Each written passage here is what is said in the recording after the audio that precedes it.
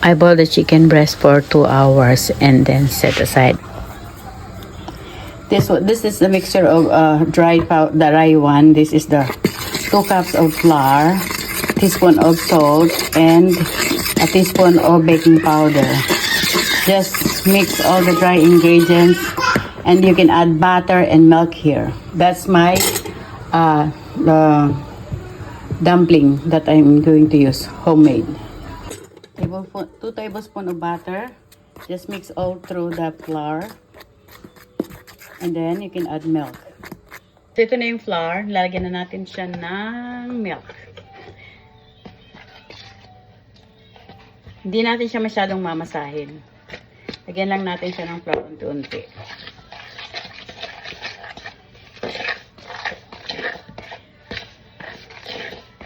Yung tama lang.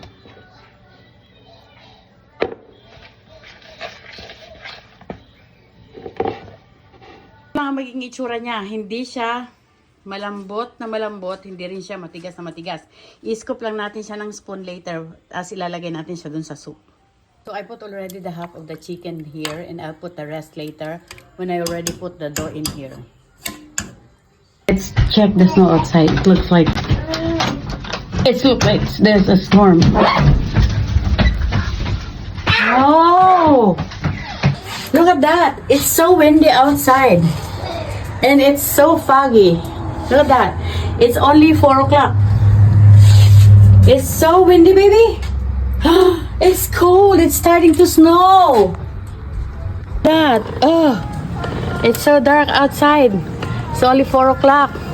It's like kids. I got some. I want it to be like a lot of snow tomorrow. Just waiting for the right time to put this one. I just scoop it with the with a spoon.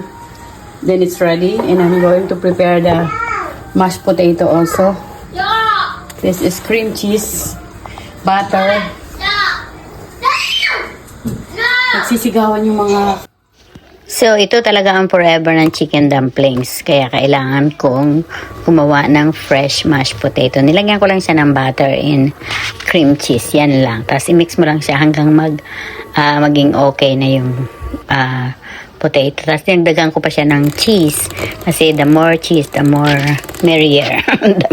the more masarap. The more cheese, the more masarap. So, ito na nga yun. Tapos na, ang sarap talaga.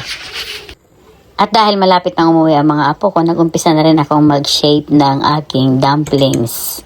Ganyan ko lang ginagawa. Paunti-unti ilalagay mo dyan habang kumukulo.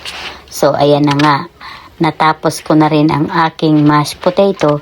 Dito naman tayo mag-continue sa aking chicken dumplings. At ito na yung chicken dumplings. Ready na. Dumating na yung mga apo ko. Time to eat dinner na talaga. At mukhang gutom na gutom. Ayun na. Ang sarap ng mga kain. Naktig 2 bowl yata ng chicken dumplings. Yung apo kong isa, yung nasa gitna, nag-ulit pa.